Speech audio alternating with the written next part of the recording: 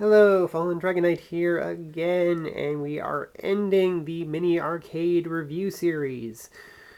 As you can see, we have the 3 units we reviewed so far. We have the Tiny Arcade, we have the Arcade Classics, and we have the My Arcade. All nice little machines, all of them looking fairly decently to the original arcade machine they look like. But what machine are we ending on? Now then, full disclaimer here. I am not going to be looking at any kits. I am not going to be looking at any bootlegs or knockoffs or anything like that that plays illicit ROMs. We are purely looking at just official licensed stuff. And as far as I know, this is the last little mini arcade that is officially licensed. And it is a big one. The Neo Geo Mini. So let's get these out of the way. And oh boy, that screen is very reflective. So we're going to look at the Neo Geo Mini. And this is a very interesting review because there is a lot to talk about this. There are a lot of different versions. There is a lot of functions on this thing because unlike all those other ones I looked at before, it's not a simulation of a single arcade machine. This is more akin to a NES Classic or an SNES Classic, whereas it has 40 games on this whole thing. 40 SNK Neo Geo games loaded up on this little unit somewhat. And there are multiple versions. There is, of course, the international, which is what you're seeing here, and then there is the Japanese one. And there are a lot of differences with these two. First off, you can see the international one has a nice sculpted top here, has gray buttons, which feel fairly good. Almost as good as a standard video game controller like you'd get on an Xbox or PlayStation. You got the start and selects, which are the only colored buttons on here. We got a joystick, which we'll be talking about a little later. Got a nice big screen there. We also got a marquee up here, which when you get this, there are 2 different marquee stickers. There are other ones you can buy too. I chose the one with the 4 games on top because that's more like the original arcade unit. We turn it around, we see a tamper-graphed Neo Geo logo on there. We go to the back and we have a little SNK button. This is the power button. We also have a plug-in for a USB charger, which just so you know, all units come with the USB cord. They do not come with a USB brick. If you need a power brick for this, you gotta either get it separately or just borrow one from one of your cell phones or other electronic devices. Not terribly inconvenient, but does kind of bum me out a little. Got the little headphone jack there. And we got this, which was not on any of the units I've shown you so far because, again, this is more akin to a SNES or NES Classic, and this is the HDMI out. So yeah, you can hook this up to a TV, and we'll talk about that a little later. We also have 2 USB-C ports on each side. Again, we will talk about that later, and we also have little rubber grippy feet on the bottom of the unit, which is of course to keep it from sliding around when you don't want it to. So, what's the difference between this and the Japanese version? Well, the Japanese version does not have this sculpted top. It is flat, it has a sticker, and the buttons are colored, which is more akin to what the original arcade unit was like. It also has a red joystick. The marquee is a lot smaller screen's pushed up a little more, I believe. It has a power indicator right here. Whereas the international version, the power indicator is this ring around the joystick, which I actually think looks nicer. And the back of the unit would have a Neo Geo symbol on the power button instead of the SNK logo. As for internally, the selection of games also changes depending on the version, because International 1 has all the Metal Slug games that were released originally on the Neo Geo. Metal Slug, Metal Slug 2, Metal Slug X, which was a remastered port of Metal Slug 2, Metal Slug 3, Metal Slug 4, Metal Slug 5. The Japanese one only has, I believe, Metal Slug 3 and 5. Or is it 1 and 3? I don't exactly remember. I think it's only like 2 or 3 of the Metal Slug games. But it also has a bunch of the King of Fighter games. I believe it has 95, 96, 97, 98, 99, 2000, 2001, 2003, maybe 2002 as well. I don't have the full game list on hand. But yeah, Japanese one mostly focuses on the King of Fighters and fighting games in general. The international one mostly focuses on action games, because there are a few games that I haven't mentioned that are only on the international version, and there are games only on the Japanese version. And that doesn't even go into the other different versions of this. Yes, there's even more than that, because there was also a Christmas one, which was the Japanese case, except instead of blue and white, it was completely red. Which, if you've seen a Neo Geo unit in the arcade, that's more akin to what that is. Except it had a Christmas-themed marquee sticker and a sticker for the tabletop that had a Christmas theme. The interface was also Christmas-themed. Yeah, there is a user interface on these, and they're slightly different, but the Christmas one is the one that's the most noticeable in a difference, because there was a Christmas theme to the interface. And that one had 52 games, and it was kind of a mix of games between the international and the Japanese one. Other than that, it's still pretty much like the Japanese one, and it was a limited run thing, something you're not going to find too easily for a cheap price. Then there was the US version, which is actually one of the first ones that I remember is a bundle deal. The USA version is the international one in the Japanese casing with the Japanese stickers. And when I say bundle deal, that's where things get a little complicated, because when you're talking about bundle, when you were talking about these originally, they're just the unit and the cable and the stickers. That's all you get out of the box. Bundles come with the cable, the unit, as well as a licensed Neo Geo HDMI cord and extra controllers, which I should probably bring up now since we're talking about the bundles, because there are these extra add-on controllers, because yeah, a lot of these are two-player games, so you need an extra controller to play two-player. Although trying to play on this screen two-player with one person playing with this isn't really the most ideal situation. Hence why there are 2 ports on each side.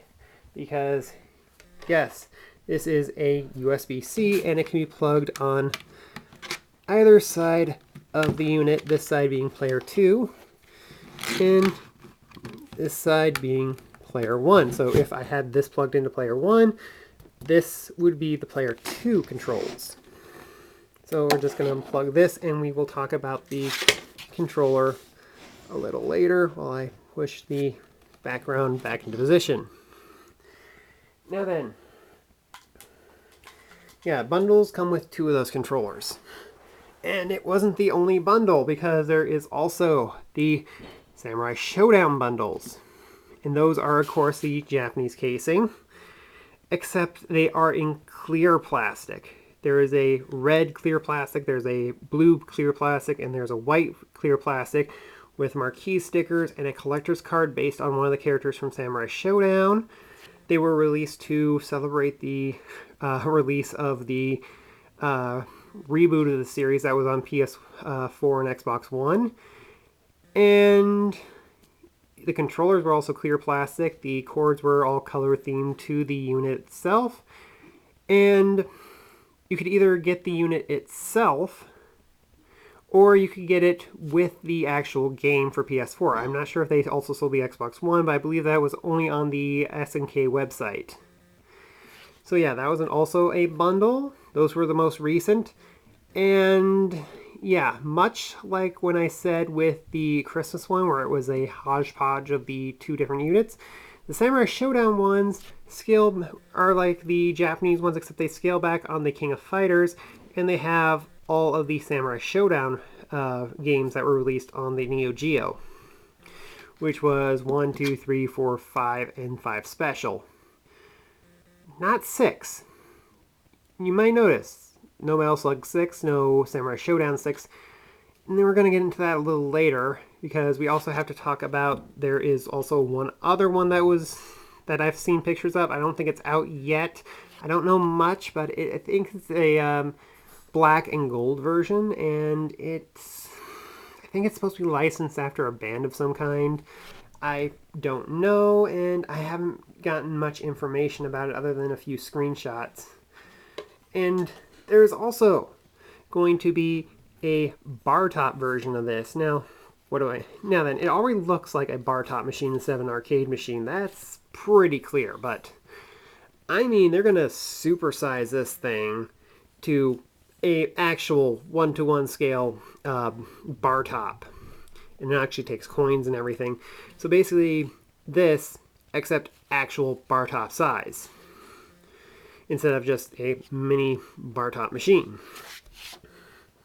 So yes, let's talk about those features I skipped over originally, including some of the things people have complained about already. These joysticks have gotten a lot of hate. That's because these things do not have micro switches like the original Neo Geos do. These are full analog controllers. These are not digital, these are analog. Same with the pads, which are of course modeled after the Neo Geo CD. They are also full analog. They don't have micro switches. Now then, for games like Metal Slug or Shock Troopers, which is also on here, that's not really much of an issue because you just have to hold in a certain direction to point up and move forward. For fighting games, playing on an analog controller can be a little tricky, especially considering that these are supposed to be 8-way controllers, not analog.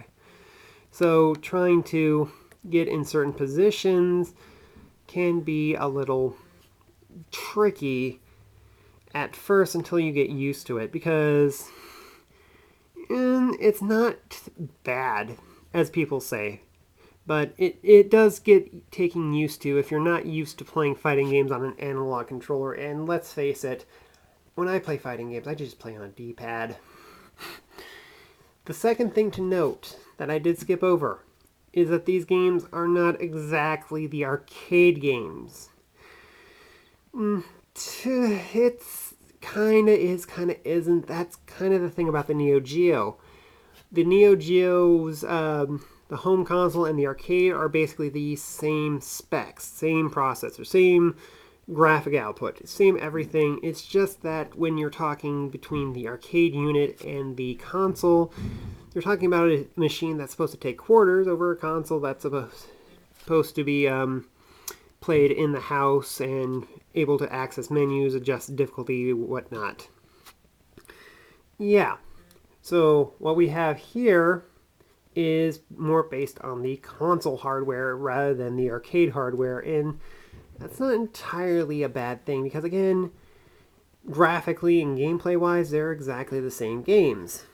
It's just that you're also dealing with menus, the ability, and of course the ability to pause, and certain games like Metal Slug will allow you to continue from the last stage you were at after you run out of continues, because if you've ever played a Neo Geo console, and I wouldn't blame you if none of you have, because Neo Geo was kind of an expensive console and very hard to collect for, so not very many people had it.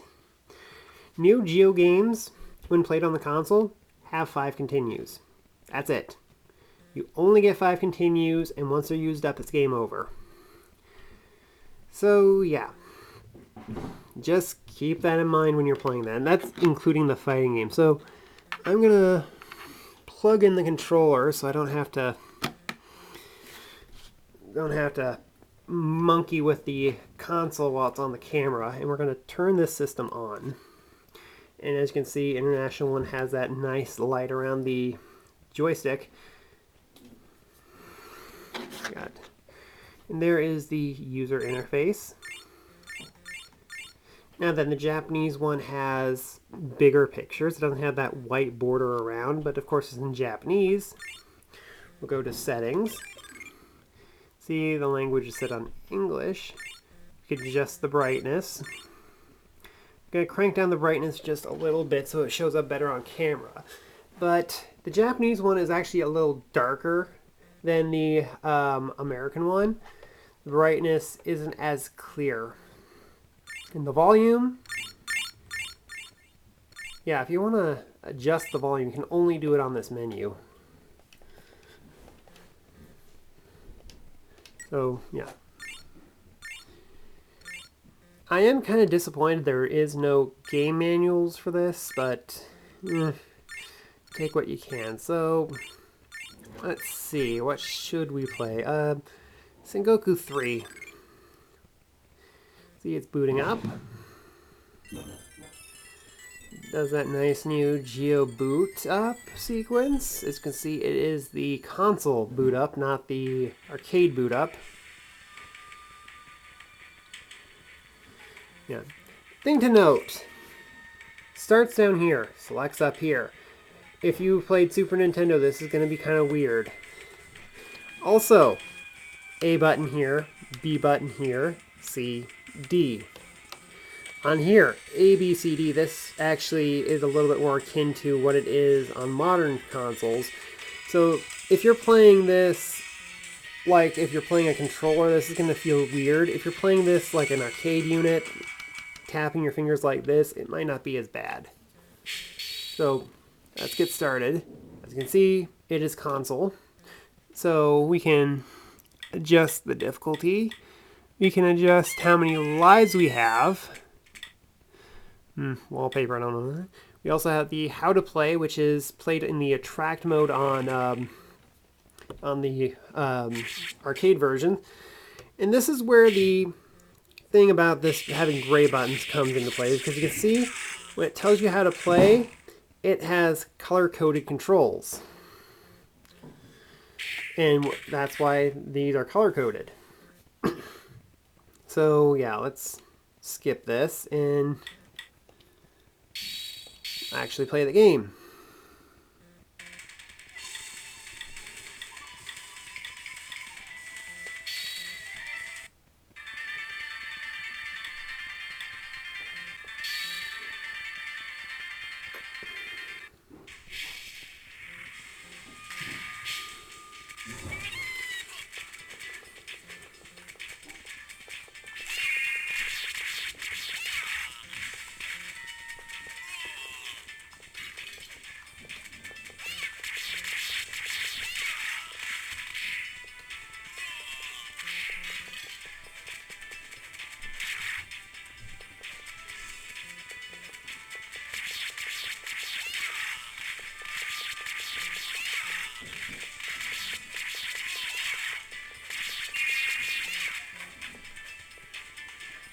Okay, now that we're done with that, you just press start and select at the same time to go to the main menu.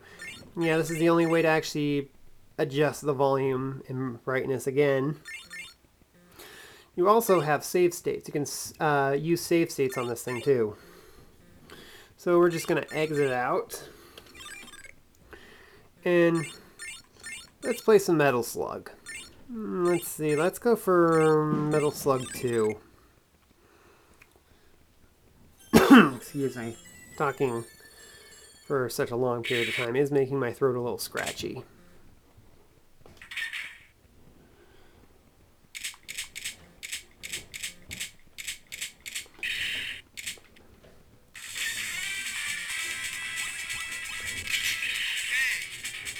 Now then, it is worth mentioning, since this is the international version, that means it is censored. As you can see, it's just sweat coming out of them, whereas in the Japanese version it would be blood. There's also a little slowdown, but that's more the game, really, because, yeah, the problem with Metal Slug was that Metal Slug 2 had a lot of slowdown, which is why they made it Metal Slug X. Okay, let's exit out of that. Let's try Shock Troopers.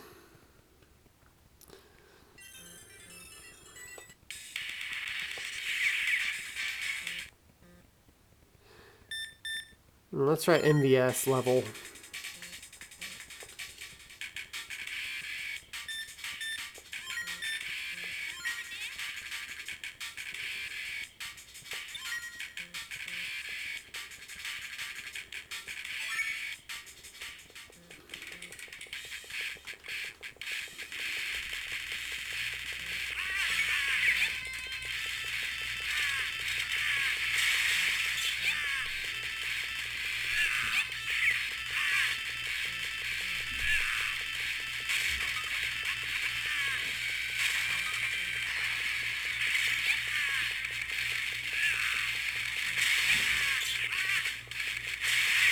Yeah, I'm not really trying too hard to play this. I'm just trying to demo this as best I can. Okay. I think that should be enough to give you an idea of how this works. So, now that we are done with the console, you're probably wondering, how does this work when it's hooked up to the TV? Unfortunately, I am unable to say because I have yet to get a HDMI to mini HDMI cable for this thing. Looked at every store I could and I couldn't find one. Had to eventually order one online. It hasn't come in yet, so I may do an update video about how that really works. Also, if you don't really like this bar top look to it, there is a docking bank for this, which costs like 30 bucks. Now, I know what you're thinking. Oh, docking bank? It must be a power bank of some kind so that it doesn't have to be plugged in all the time. No, when they say power bank, they mean it is a literal coin bank that gives it like about that much height, I think. It just gives a real coin slot in the bottom. Oh, I pressed the button on the back. Also, it only works on the units that have the Japanese casing. The international one has a little sharper edges on it so that it doesn't really work, and I think the US one can't work either because it has the rubber grips on the bottom. Anything from the Japanese versions will not have these rubber grips because that's more of a European and American safety feature than something they do for Japan. So if you really want to make this look more like an arcade machine, you may want to look at getting finding if they make a third-party riser for it, because there is an option, but it's only for the Japanese releases. So let's look at scale. I have, of course, my leader class Megatron. Let's raise it up to the level that it would probably be at. And it doesn't look too bad, but could be a little better. Let's pull out my masterpiece movie Optimus Prime. Would be about that level with the Razor, and okay. Kind of like when I had the I had my Mumra with the Centipede machine. Now then, one other thing we could probably test it with. Usually don't pull these out until I have my Halloween display up, but I do have a few Monster High dolls on hand. Let's raise it up as if it had the razor on it, the docking bank, and I'd say Barbie doll size, maybe, I don't know, until I actually get unless I actually do get a base that raises it up to a more arcade unit level. I can't really say for sure, but for a bar top, I say maybe. Let's get Draculaura out of here for now. I'll put her back into storage. So, yeah. That is the Neo Geo Mini, and now let's get all of the other machines that we've reviewed so far out.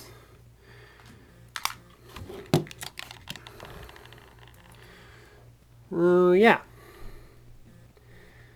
Let's look at each one of these individually before we end the series. The Tiny Arcade. Nice light up our key. Doesn't have a faux coin slot, but that doesn't really matter. Nice artwork. Runs a nice simulation of the ROM. But then again, because of the small size, you kind of have to do with what you got. It doesn't feel cheap, but it doesn't really feel like controllers because basically of the size. The My Arcade. Nice feeling buttons, although the joystick doesn't really feel all that great. The coin slots could be a little higher up. Nice vinyl stickers. Doesn't light up the marquee. Runs on batteries, which is a good thing. Doesn't run the actual ROMs, but it runs something approximately close. The My Arcade, a nice looking display piece.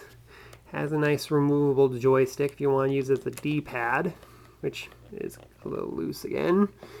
Fairly nice feeling buttons. I really love this power button that looks like faux coin slots, and of course we have the volume control up here, which of course on the My Arcade it just gives you a vague button that just elevates it till it mutes it and then goes from low to high again. Unfortunately I can't really comment on the ROMs because again this one had NES ROMs. I've looked into these a little bit more. Some of these will have the arcade ROMs, but I can't tell you which ones because I'm not sure. The 32 game version is a little bigger than this, and yes, it will have the Bad Dudes arcade ROM on it, but I can't, again, say how many of those games are arcade and how many of those are NES ROMs. I'm still very disappointed to advertise the arcade ROM when it's playing the NES ROM. And the Neo Geo Mini. Ugh, it's expensive. This thing originally came out for $100, but I got it for like 78 because it was a damaged box good, and they run for about 80 now. You will need to pick up at least one extra controller if you want to play two-player on this, but it's really recommended to buy two controllers to get a bundle. You have to buy your own power brick. You have to buy the HDMI cable if you don't get a bundle. Not a bad machine. Can't really say what it looks like when it hooks up to your TV just yet. I've heard that it looks really washed out and blurry. I can't say what because I haven't tested it out myself. It's also not as portable as the other ones because all the other ones run on batteries. This does not run on batteries. It has to be plugged in at all times. Of course, you can just get a power bank and just hook it up and there you go. Heck, you can hook this up to a car charger so long as it's in the 5-volt range and it will just work just fine. But 40 games on this, it's definitely worth the price in my opinion. especially considering the fact this is basically just like an NES or SNES Mini in my regard, except that you can actually play it on its own rather than hooking up to your TV, which is always good in my opinion. Anyway, that is the end of the mini arcade series, and I hope to see you guys again next video. Bye!